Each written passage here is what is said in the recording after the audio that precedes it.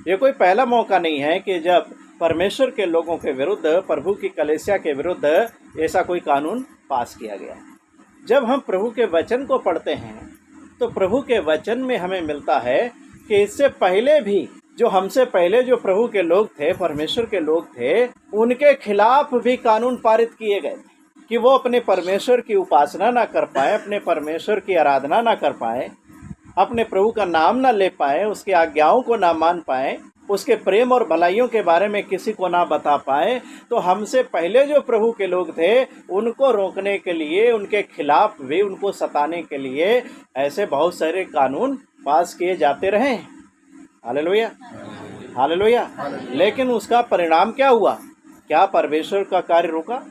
परमेश्वर का राज्य फैलने से रोक पाया कोई? जब हम प्रेरितों के काम में पढ़ते हैं, वहाँ पर जब प्रेरितों को गिरफ्तार कर लिया जाता है, एक साथ 12 प्रेरितों को गिरफ्तार कर लिया जाता है और उन्हें मारा पीटा जाता है, सभा के बीच में खड़ा कर दिया जाता है, उनका मुकदमा किया जाता है, लोग चर्चा करते हैं, आरोप लगाते हैं। तो उन्हीं के बीच में एक बहुत ही बुद्धिमान व्यक्ति था जिसका नाम गमलीएल था, जो पौलुस का गुरु था, जिसके चरणों में बैठ करके उसने मूसा की व्यवस्था जो थी, भविष्यवक्ताओं की जो किताबें थी, उसकी शिक्षा उसने पाई। गमलीएल नाम का व्यक्ति जो उस समय के यरूशलेम में जो यहूदियों और फरीसियों का जो बाइबल कॉलेज था, ठीक है ना, व्यवस्था के अनुसार, उसमें पौलुस जहाँ पढ़ता था उसका वो प्रोफेसर था, मास्टर था गमलीएल। प्रेरितों को बाहर करने की उसने आज्ञा दिया कि सभा से थोड़ी देर इनको बाहर कर दो। और जब उनको बाहर कर दिया गया तब उसने सभा के सदस्यों को जो मुकदमा करने के लिए बैठे हुए थे उनको समझाया कि देखो, एक काम करो, आज से पहले, कुछ साल पहले एक व्यक्ति उठा था जिसने दावा किया कि मैं कुछ हूँ, और उसने कई लोगों को अपनी तरफ कर लिए। लेकिन क्या हुआ? वो मारा गया और जितने उसके पीछे चल रहे थे वो सब तितर बितर हो गए, उसका काम नष्ट हो गया। उसके बाद एक और उठा, उसने भी अपने आप का कुछ दावा किया कि मैं भी कुछ हूँ, कुछ लोगों को अपनी तरफ कर लिया, लेकिन वो भी मारा गया और उसके लोग तितर बितर हो गए, उसका काम नष्ट हो गया। और उसने लोगों को समझाया कि ये काम जो ये लोग करते हैं यीशु मसीह के नाम से, अगर ये मनुष्यों की ओर से होगा तब तो ये मिट जाएगा, एक ना एक दिन क्या होगा? मिट जाएगा, खत्म हो जाएगा। लेकिन अगर ये काम परमेश्वर की ओर से होगा तो तुम कभी भी इसको मिटा नहीं सकते हो, कभी रोक नहीं सकते। कहीं ऐसा ना हो कि तुम परमेश्वर से भी लड़ने वाले ठहरो। इसलिए इन मनुष्यों के साथ जो कुछ भी करते हो बड़े सोच समझ के कर। तो लोगों ने उसकी बात को मान लिया, प्रेरितों को बुलवाया, बेत मरवाए और धमकी देकर छोड़ दिया कि यीशु के नाम से अब कुछ भी मत कहना। लेकिन क्या हुआ? जैसे वो सभा से बाहर निकले, आपस में आनंदित हुए और कहने लगे कि हम इस योग्य तो ठहरे कि प्रभु के लिए मार खाई हमने, प्रभु के लिए कुछ बदनामी सही, प्रभु के लिए हमने कुछ दुख उठाया। देखिए, प्रभु के लिए दुख उठाने के लिए, बदनाम होने के लिए, निंदित होने के लिए भी योग्यता की जरूरत होती है। वैसे तो बदनामी उठाने के लिए किसी योग्यता की जरूरत नहीं होती, लेकिन प्रभु के लिए बदनाम होने के लिए योग्यता की जरूरत होती है। और सबके जीवन में ये मौका नहीं आता, उसके लिए दुख उठाने का मौका सबके जीवन में नहीं आता। जिसको योग्य समझता है प्रभु, उसी के जीवन में ये मौका आता है। याद रखिएगा। तो ये जो कानून है ना, जो मसीह लोगों के विरुद्ध पास किए जाते हैं, परमेश्वर के लोगों के विरुद्ध पास किए जाते हैं कि उनको कैसे रोक दिया जाए, तो ये कोई नई बात नहीं है। हमसे पहले प्रभु के जो लोग उनके खिलाफ भी पास किए गए। जब बाइबल में हम दानियल की पुस्तक में 6 अध्याय में पढ़ते हैं तो क्या हुआ? जब मादी और फारसियों का राज्य स्थापित हुआ तो उनका जो पहला राजा था दारा, जिसका नाम क्या नाम था? मादी और फारसी राजा जो साम्राज्य उदय हुआ तो उनके पहले राजा का नाम क्या था? दारा। और वो दारा राजा जो था उसने क्या किया? अपने पूरे साम्राज्य के ऊपर जहाँ जहाँ उसका राज्य था 120 लोगों को, अधिकारियों को नियुक्त किया कि वो पूरे साम्राज्य में क्या करें, उसके सारी चीज़ों का लेखा जोखा रखें कि आखिर भाई राजा का कहीं पर ऐसा ना हो कि नुकसान हो जाए। और इन 120 लोगों से लेखा जोखा लेने के लिए 3 लोगों को ठहराया, जिसमें दानियल एक। हालेलुया। तो जब लेखा लेने का समय आया, 120 लोगों ने लेखा किसको दिया? उन 3 लोगों को। और ये 3 लोग रिपोर्ट लेकर पहुंचे राजा के सामने। लेकिन क्या हुआ?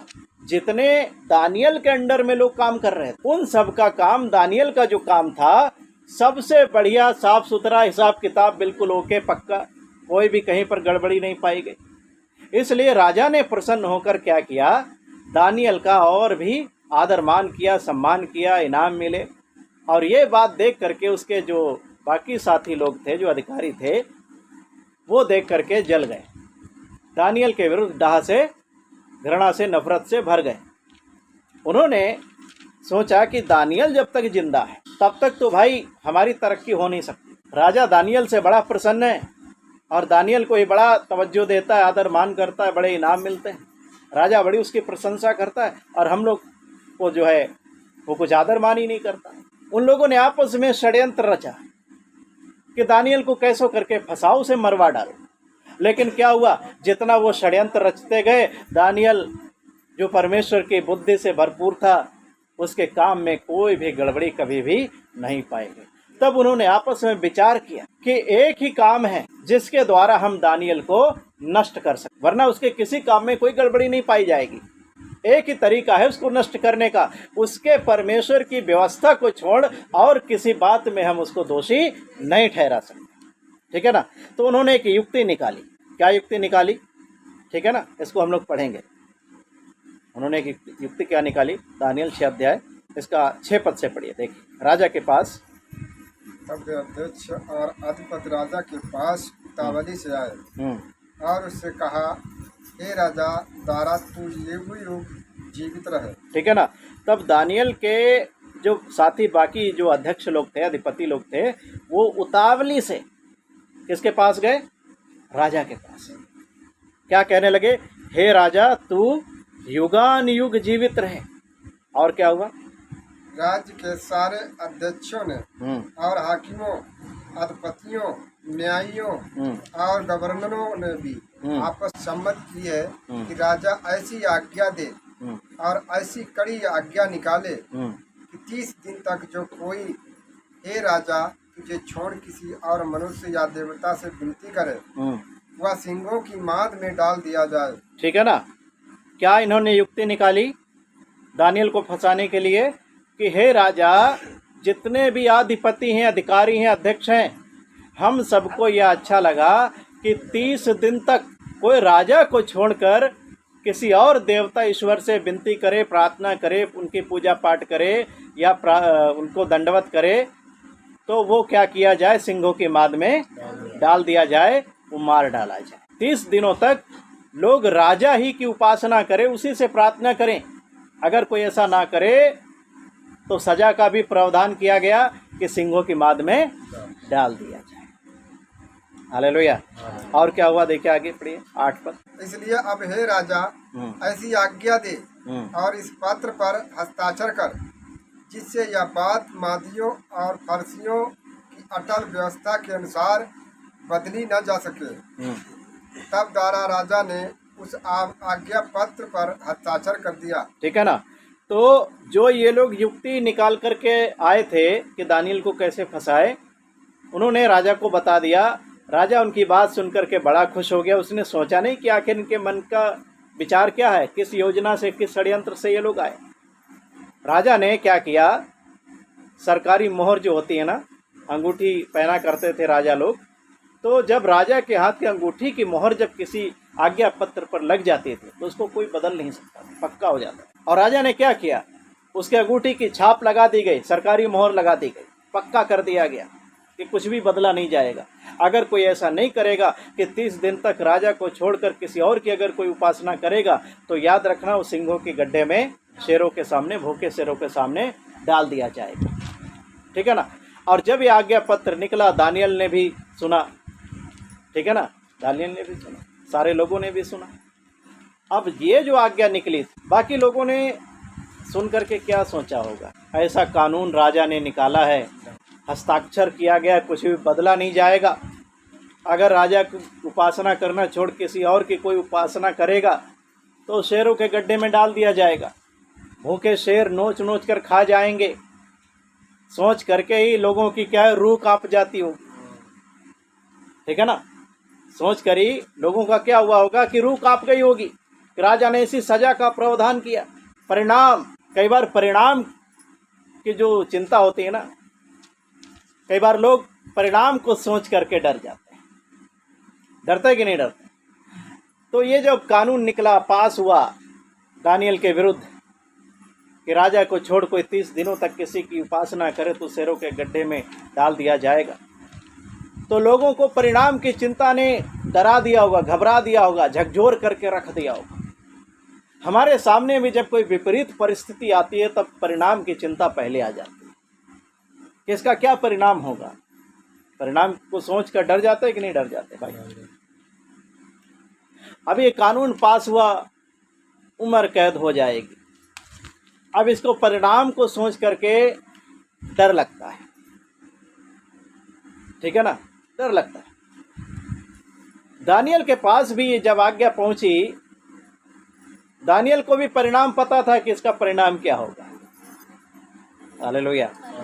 पता था कि नहीं पता था कि अगर मैं राजा को दंडवत नहीं करूंगा, अपने परमेश्वर से प्रार्थना करना छोड़ दूं और राजा से प्रार्थना करूं, अगर नहीं करूंगा तो इसका परिणाम क्या होगा, दानियल अच्छे तरीके से जानता था। लेकिन क्या हुआ, दानियल को परिणाम पता था, लेकिन फिर भी जैसे आज्ञा पत्र की में जो आज्ञा निकली थी उस तक पहुंची, उसने सुना, पता लग गया, सीधे कहाँ गया, अपने उस कोठरी में गया जो ऊपर बनी हुई थी, जिसकी खिड़कियाँ यरूशलेम की ओर खुली रहती थी।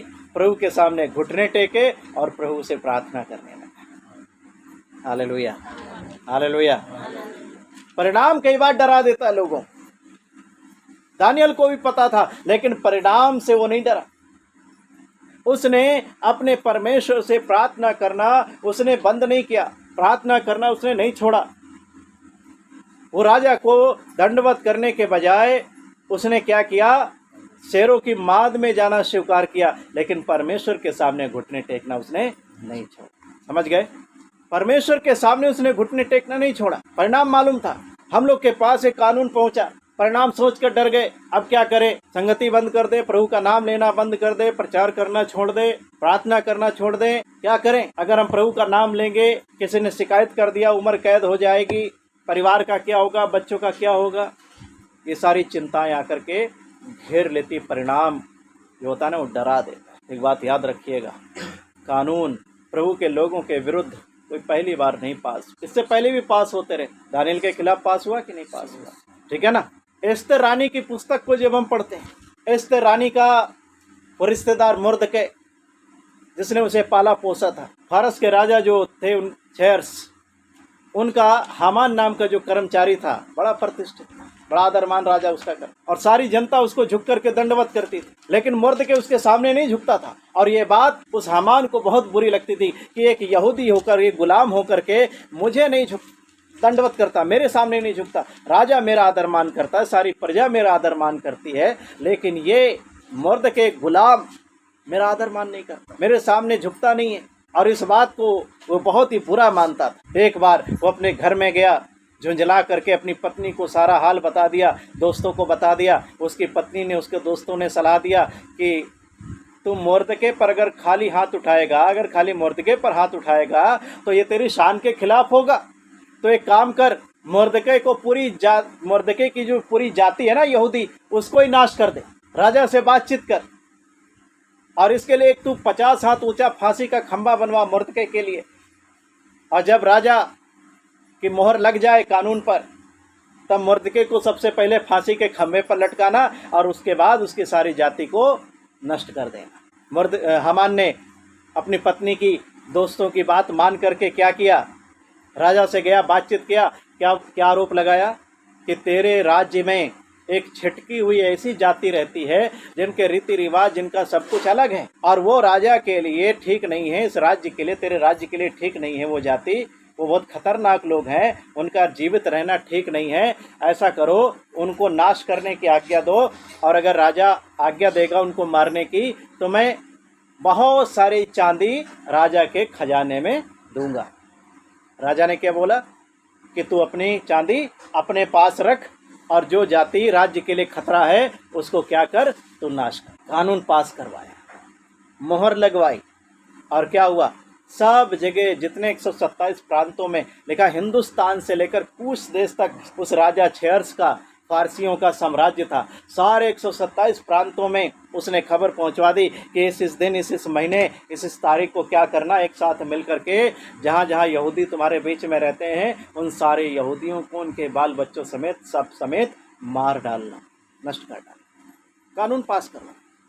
जब ये खबर मिली मुर्दके ने सुना, मुर्दके ने एस्तर रानी को बताया। मुर्दके ने एस्तर से कहा कि क्या पता परमेश्वर ने तुझे ये राजपद इसीलिए दिया हो कि तू अपने लोगों की रक्षा करे, उनके प्राणों के लिए तू राजा के सामने जाए। याद रखिएगा कि राजा के सामने जो छेयर्स राजा था उसके सामने कोई भी नियम के विरुद्ध नहीं जा सकता था। नियम क्या था कि जिसको राजा बुलाएगा वही उसके सामने जाएगा, वरना कोई अगर कोई अपनी मर्जी से जाएगा तो सीधे सीधे उसको जान से मार देने की आज्ञा थी। एस्तर रानी ने क्या कहा मुर्दके से कि ठीक है, जाओ एक काम करो, सब लोग मिल करके मेरे लिए 3 दिन का उपवास करो, मैं भी अपनी सखी सहेलियों के साथ उपवास करूंगी और नियम के विरुद्ध राजा के पास जाऊंगी। अगर मर गई तो ठीक है, नाश हो गई तो नाश हो गई, कोई बात नहीं, लेकिन अपने लोगों को बचाने के लिए कोशिश करूंगी। हालेलुया। मुर्दके अपने लोगों को इकट्ठा करके, यहूदियों को इकट्ठा करके 3 दिन का उपवास। एस्तर रानी ने भी महल में उपवास किया और क्या हुआ, जब उपवास के दिन पूरे हो गए एस्तर रानी छेयर्स राजा के सामने नियम के विरुद्ध गई। छेयर्स राजा के मन को प्रभु ने बदल दिया, दयालु कर दिया, और क्या हुआ, राजा उसको देख के खुश हो गया और प्रसन्न होकर के क्या कहता है एस्तर रानी से, हे एस्तर रानी तुझे क्या चाहिए, आधा राज्य भी तुझे दिया जाएगा, जो मांगती है मांग ले। एस्तर रानी ने कहा ठीक है, मैं अपने मन की बात जो मुझे चाहिए मैं तुम्हें तब बताऊंगी जब आप मेरे भोज में आओगे, और हाँ याद रहे अपने उस कर्मचारी हामान को जरूर लेकर आना। छेयर्स राजा ने जल्दी से क्या किया, अपने लोगों को हामान के पास भेज दिया कि भाई इतने बजे आ जाना, इतने समय आ जाना, एस्तर रानी का भोज है और उसमें मुझे और तुझे न्योता है खाना खाने के लिए। हामान बड़ा खुश हो गया, लेकिन जैसे आया महल के दरवाजे पर मुर्दके को देखा, उसका जी जल गया, झुंझला करके अंदर चला गया। मन में सोचने लगा एस्तर रानी ने मेरा स्वागत किया, ठीक है ना, राजा मेरा इतना सम्मान करता है, मुझे छोड़ किसी और को भी एस्तर रानी ने नहीं बुलाया, किसी कर्मचारी को, लेकिन जब जब मैं इस मुर्दके को देखता हूँ मेरा खून खौल उठता। तो क्या हुआ, जब खाना खाया राजा फिर पूछता है एस्तर रानी से तुझे क्या चाहिए, मांग, आधा राज्य तक तुझे दिया जाएगा। एस्तर रानी कहती है मेरी एक विनती स्वीकार करो, कल फिर आना, अपने हामान को साथ भी, इसको भी साथ में ले आना, और कल मैं बताऊंगी कि मेरे मन में क्या है। हामान दूसरे दिन भी पहुंच गया राजा के साथ एस्तर रानी के भोज में, खाना खाया।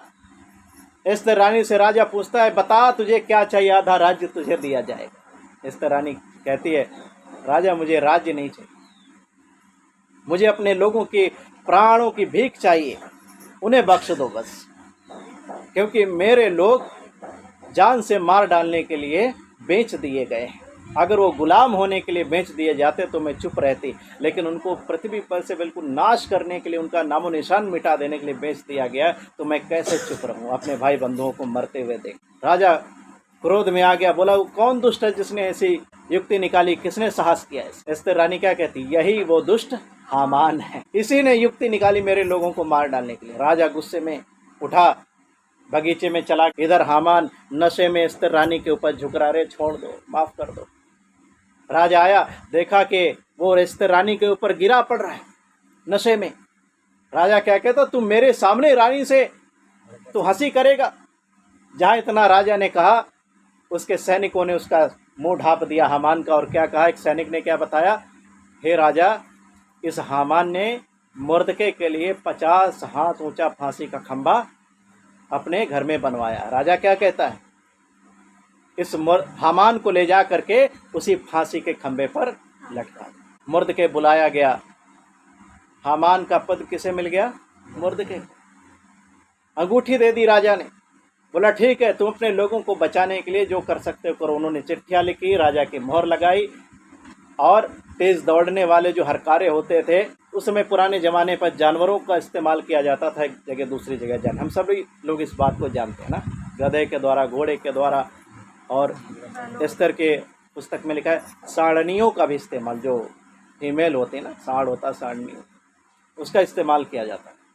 तेज़ दौड़ने वाले जानवरों को वो संदेशा पहुंचाने के लिए इस्तेमाल करते। तो जब वो समय आने वाला था, जब यहूदियों को मारा जाने वाला, उससे पहले इन्होंने आज्ञा निकाली कि उनको क्या करो, इकट्ठे सारे यहूदी लोग इकट्ठे हो जाओ, अगर तुम्हारे शत्रु तुम पर हमला करे तो तुम उल्टा उनके ऊपर हमला करो। राजा की आज्ञा मिल गई। क्या हुआ, जब शत्रु लोग यहूदियों को मारने वाले थे, उस दिन सारे यहूदी लोग इकट्ठा होकर के अपने शत्रुओं पर टूट पड़े और उन्हें मारा। तो हम देखते हैं बाइबल में प्रभु के लोगों के खिलाफ न जाने कितनी बार कानून पारित किए गए, पास किए गए कि उनको नष्ट कर डाला जाए, उन्हें ख़त्म कर दिया जाए, उन्हें रोक दिया जाए, उन्हें डरा धमका करके उन्हें बिल्कुल शांत कर दिया जाए कि वो अपनी बस प्राणों के लिए बस सोचें, अपने बारे में सोचें, बाकी सब कुछ भूल जाएं, प्रभु के बारे में भूल जाएं। ठीक है ना। एस्तर रानी के समय जो कानून पास किया गया, क्या हुआ, परमेश्वर ने पलट दिया। हालेलुया। दानियल के समय में जो कानून पास किया गया दानियल को नष्ट करने के लिए, क्या हुआ, अगर राजा के सामने दानियल घुटने टेकता तो परमेश्वर शायद उसको नहीं बचाता।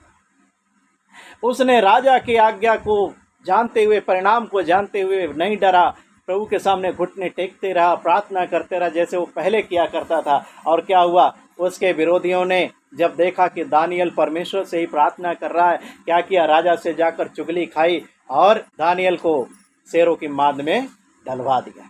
राजा नहीं डालना चाहता था, राजा बहुत ही प्रेम करता था दानियल से, उसको बचाने की युक्ति ढूंढ रहा था, लेकिन उस पर दबाव बनाया उसके कर्मचारियों ने, विरोधियों ने, जो दानियल से नफरत करते थे, उसको शेरों की माद में डलवा दिया। और क्या हुआ, रात भर राजा को नींद नहीं आई। बड़े भोर को सुबह उठ करके राजा दानियल के उस शेरों की गुफा की ओर दौड़ा जहां पर दानियल को डाल दिया गया था शेरों के बीच। और लिखा है, शोक भरी वाणी में, दुख भरी वाणी में होकर के राजा चिल्लाने लगा, हे दानियल, क्या तेरा परमेश्वर जिसकी तू नित्य उपासना करता है, क्या तुझे बचा सका। दानियल अंदर से आवाज मारता है, क्या बोलता है, हे राजा तू चिरंजीवी रहे, तू युगान युग जीवित रहे। मेरे परमेश्वर ने अपना एक दूत भेज करके शेरों के मुंह को ऐसा बंद कर दिया कि उन्होंने मुझे कोई भी हानि नहीं पहुंचाई। और इसलिए राजा, ये बात साबित करती है कि ना ही मैंने अपने परमेश्वर के विरुद्ध कोई पाप किया और ना ही तेरे कोई भी कामकाज में कोई भूल। Hallelujah, hallelujah. राजा बड़ा खुश हो गया, दानियल को बाहर निकलवाया और क्या हुआ, देखा है उसके शरीर में कोई भी शेर का एक नाखून तक भी, खरोंच भी नहीं। और जितने लोगों ने चुगली करी थी, दानियल को नष्ट करना चाहते थे, राजा क्रोध से भर गया और क्या कहा, उन दुष्टों के बीबी बच्चों समेत ला करके शेरों के सामने गड्ढे में डाल दो। और क्या लिखा है, उनके बीबी बच्चों समेत उन्हें फेंक दिया गया भूखे शेरों के सामने। और लिखा, वो गड्ढे की तह तक भी ना पहुंचे थे कि शेरों ने झपट कर उनको नोच नोच कर, फाड़ फाड़ कर उन्हें खा डाला। परमेश्वर कब काम करता है, दानियल को नष्ट करने के लिए कानून पारित किया गया। एस्तर रानी के समय पूरी यहूदी जाति को नष्ट करने के लिए कानून पारित किया गया। अगर वो लोग डर के मारे चुपचाप बैठ जाते, अगर दानियल डर के मारे प्रभु को दंडवत करना छोड़कर राजा को दंडवत करता, तो क्या परमेश्वर काम करता क्या? अगर एस्तर रानी प्रार्थना ना करती, उसके लोग, यहूदी लोग प्रार्थना ना करते, उपवास ना करते, तो क्या परमेश्वर उनकी सहायता के लिए अपने हाथ को बढ़ाता? क्या दानियल के लिए अपने दूत को भेजता? परमेश्वर कब काम करता है? जब परमेश्वर के लोग अपना काम ईमानदारी से करें। Hallelujah, hallelujah. परिणाम को सोच करके अगर डर के मारे चुपचाप बैठ जाओगे कि अरे भाई, यूपी सरकार ने कानून पारित किया है कि जो कोई प्रभु का नाम लेगा यीशु के लोग मिल जाएंगे, उन पर आरोप लग जाएगा कि धर्म परिवर्तन कर रहे हैं, उम्र कैद हो जाएगी। परिणाम को सोच करके अगर डर गए, याद रखिएगा, अगर आपने मुंह बंद कर लिया, आपने प्रभु के सामने घुटने टेकना बंद कर दिया, प्रार्थना करना छोड़ दिया, याद रखिएगा परमेश्वर कभी भी अपने काम को नहीं करेगा, कभी भी हमारे छुटकारे उद्धार के लिए अपनी सामर्थ्य को प्रकट नहीं करेगा। परमेश्वर क्या चाहता है? परमेश्वर क्या चाहता है कि ये जो कानून पारित हो रहे हैं ना, ऐसे समय में कलीसिया और भी उसके सामने घुटने टेके, ताकि प्रभु की जब अद्भुत सामर्थ्य प्रकट होगी ना, तब वो विरोधी भी जान लेंगे, जो परमेश्वर के कार्य को रोकना चाहते हैं, प्रभु के लोगों को जो डराना चाहते हैं वो लोग भी जान लेंगे कि स्वर्ग में एक परमेश्वर है। Hallelujah, hallelujah. कब जानेंगे? जब प्रभु के लोग यहाँ बैठकर प्रार्थना करेंगे, घुटने टेकेंगे, गिड़गिड़ाएंगे। प्रभु की जब सामर्थ्य प्रकट होगी, जब प्रभु अपने लोगों को अद्भुत रीति से बचाएगा, छुड़ाएगा, उनका उद्धार करेगा, वो भी जान लेंगे कि इनका परमेश्वर, इनका यीशु मसीह सच्चा परमेश्वर है और उस यीशु को छोड़ करके कोई जगत का उद्धार करता नहीं है। Hallelujah, hallelujah. अगर हम चुप हो गए, डर के मारे थरथराने लगे, अब तो भैया छुपने का कोई उपाय ढूंढो, अपनी बुद्धि का प्रयोग करने लगे, अपनी समझ का सहारा लेने लगे कि अब किसी से कोई बात नहीं करना यीशु मसीह के सामने, यीशु मसीह के नाम से प्रार्थना भी नहीं करना, वचन भी नहीं पढ़ना, संगति भी नहीं करना, डर गया करना, परमेश्वर अपने काम को नहीं करेगा। याद रखिए, कानून, ये परिस्थितियाँ इसीलिए पैदा होती हैं कि प्रभु के लोगों के विश्वास की परख हो, उसके प्रेम की परख हो जाए। हालेलुया। कि कब तक हम प्रभु के प्रति विश्वास योग्य रह सकते हैं, हम किन किन परिस्थितियों में प्रभु से प्रेम रख सकते हैं, ये सारी चीजें हमारे भलाई के लिए है। याद रखिए, परमेश्वर तुम्हारे विश्वास और प्रेम की परख कर रहा है। ऐसे समय में अगर डर गए, चुप हो गए, मुंह बंद कर लिया, परमेश्वर अपनी सामर्थ्य को प्रकट नहीं करेगा, उस यूपी को नहीं हिलाएगा। अगर आप चाहते हो कि प्रभु इस यूपी को हिलाए, प्रभु का राज्य फैलता जाए, यूपी में बेदारी आए, हमें और आपको घुटने टेकना है प्रभु के साथ। Hallelujah, hallelujah. याद रखिएगा, कलीसिया कब बढ़ती है? जो आराम का समय, शांति का समय होता है, कलीसिया तब नहीं बढ़ती। तब कलीसिया शुद्ध और पवित्र नहीं होती। कलीसिया पवित्र कब बनती है? जब दुख रूपी अग्नि उत्पन्न होती, जब दुख की ज्वाला आती है और उसमें जब तपाए जाते हैं विश्वासी, तब विश्वासियों का जीवन, कलीसिया का जो कलीसिया है ना, तब वो शुद्ध और पवित्र होते हैं। Hallelujah, hallelujah. परमेश्वर कब अपनी सामर्थ्य को प्रकट करता है? जब कलीसिया दुख में पड़ती है, सताव में पड़ती है, प्रभु की सामर्थ्य आती है और क्या होता है? उस देश को, उस राज्य को, उस जगह को हिला करके रख देती है जहाँ पर प्रभु के लोग सताए गए, और क्या होता है? बेदारी आ जाती है। Hallelujah, hallelujah. मिस्र देश में यहूदी सताए गए, इजरायली सताए गए, पुराने नियम की कलीसिया सताई गई। जितना उनको सताया गया उतना वो बढ़ते गए। हालेलुया। आज भी जितना ये कलीसिया सताई जाएगी, ये बढ़ेगी, घटने वाला नहीं। याद रखिए, मैं आपको एक सच्ची घटना से वाकिफ कराना चाहता हूँ, गवाही देना चाहता हूँ। तुर्की देश में एक जर्मनी के पास्टर आकर के प्रभु का काम करने लगे। तुर्की देश जो कि मुस्लिम देश है, और वहाँ पर प्रभु के वचन को सुनकर के स्थानीय लोगों में से 2 लोग प्रभु पर विश्वास किए और उन पास्टर साहब के साथ मिलकर के प्रभु का काम करने लगे, सुसमाचार का काम करने लगे। वो भी पास्टर बन गए। और जब ये खबर वहाँ के कट्टरपंथी संगठनों को लगी, उन लोगों ने क्या किया, एक सभा हो रही थी और उस सभा के बीच में आकर के हथियारों से लैस एकदम आकर के कट्टरपंथियों ने, मुस्लिमों ने आकर के घेर लिया और सभा को बंद करवा दिया, सबको जाने दिया। लेकिन उन 3 लोगों को पकड़ लिया। जर्मनी के जो पास्टर थे, उनके 2 साथी जो मुस्लिम लोग थे और प्रभु को विश्वास किए, प्रभु पर सुसमाचार प्रचार का कार्य उनके साथ मिलकर कर रहे थे, उनको पकड़ लिया और उनसे कहा कि तुम प्रभु यीशु मसीह का इनकार कर दो, इस्लाम कबूल करो, नहीं तो हम तुम्हें जान से मारेंगे। उन 3 पास्टरों ने बड़े साहस के साथ पवित्र आत्मा की आग से भर करके उन्होंने मालूम क्या कहा, प्रभु के प्रेम में भर के उन्होंने कहा कि हम इस्लाम को कबूल नहीं करेंगे। यीशु ने हमारे लिए, हमें बचाने के लिए अपनी जान दी। आज हम यीशु की महिमा के लिए अपनी जान दे सकते हैं, लेकिन इस्लाम कबूल नहीं करेंगे और ना ही हम अपने प्रभु उद्धारकर्ता यीशु मसीह का इनकार करेंगे। उन्होंने क्या किया, कट्टरपंथियों ने जर्मनी के जो पास्टर थे उनको पकड़ा, गला काट दिया। जो मुस्लिम 2 पास्टर बचे थे उनसे कहा, तुम्हारे पास अभी मौका है, तुम बताओ तुम क्या चाहते हो। उन्होंने कहा, हम भी यीशु के लिए जान देना स्वीकार करेंगे, इनकार नहीं कर सकते। उन्होंने एक को पकड़ा, 1 उंगली काटी, 2 उंगली काटी, 3 उंगली काटी, 4, 5, एक हर एक उंगली काटने के बाद पूछते गए, यीशु का इनकार करो, अभी भी छोड़ दें। उन्होंने कहा, यीशु का इनकार। धीरे धीरे 156 टुकड़े कर डाले, पेट चीर कर हाथों को भी काट डाला, बुरे तरीके से मारा। एक व्यक्ति को ऐसे 156 टुकड़ों में बांट दिया। दूसरे भाई को, जो मुस्लिम था, तीसरा व्यक्ति, 99 बार चाकुओं से उनको गोदा, तीनों मर गए एक साथ, लेकिन यीशु का इनकार नहीं किया। और आप जानते हो, जब उनके मृत्यु की खबर पूरे तुर्की देश में पहुंची कि 3 पास्टरों को बड़ी बेरहमी से कट्टरपंथियों ने मार दिया, पूरे तुर्की देश के क्रिश्चियंस, मसीह लोग जो सोए पड़े थे वो जाग गए।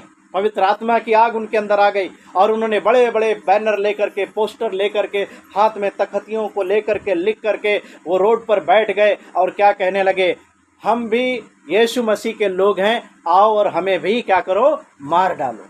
पूरे तुर्की देश में ये आग के समान ये बात फैल गई। और क्या हुआ, जितने सोए हुए मसीह थे ना, वो सब जाग गए, एक बेदारी आ गई और बहुत सारे मुसलमानों का जीवन परिवर्तित हो गया। Hallelujah, hallelujah.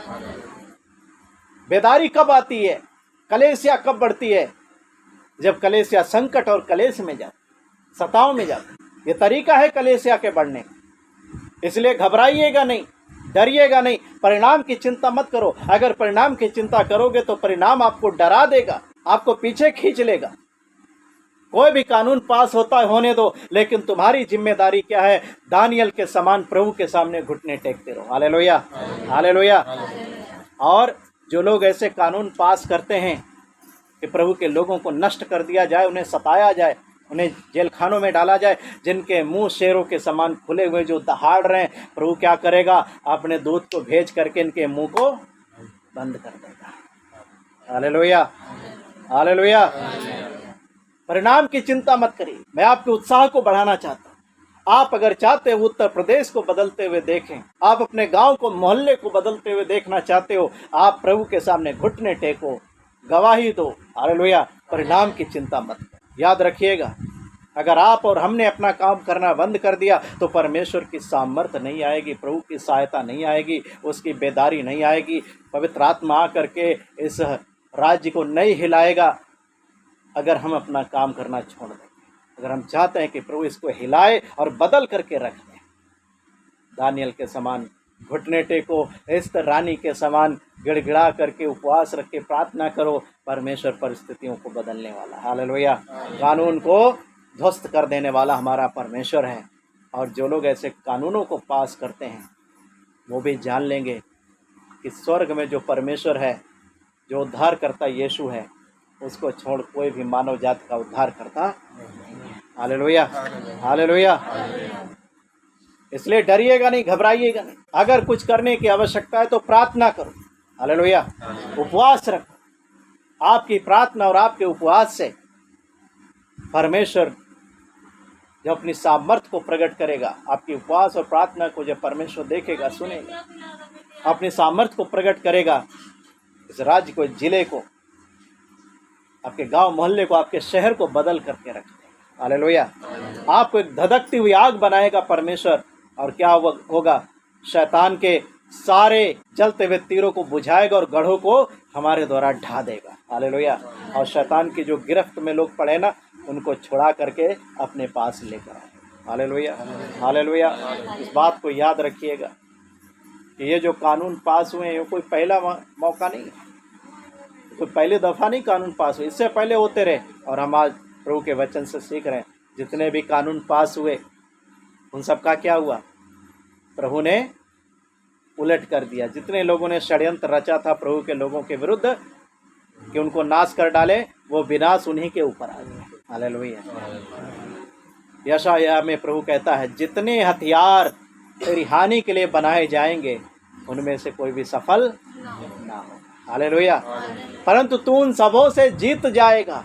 परमेश्वर जो हमारा जयवंत करने वाला परमेश्वर है, हमें जय के उत्सव में लिए चलता है और कभी भी हमें लज्जित होने ना देगा। Hallelujah, hallelujah. इसलिए बड़े उत्साह के साथ, बड़े विश्वास के साथ उपवास और प्रार्थना में आकर प्रभु के सामने घुटने टेकना शुरू करो और देखना तुम्हारा राज्य बदलता है, तुम्हारा देश, तुम्हारा गांव, तुम्हारा आस पड़ोस बदलता है कि नहीं। Hallelujah, hallelujah. अगर बदलते हुए देखना चाहते हो, प्रभु की बेदारी को देखना चाहते हो, घुटने टेकना प्रभु के सामने शुरू। Hallelujah, hallelujah. प्रभु आप सभी को इस वचन के द्वारा आशीष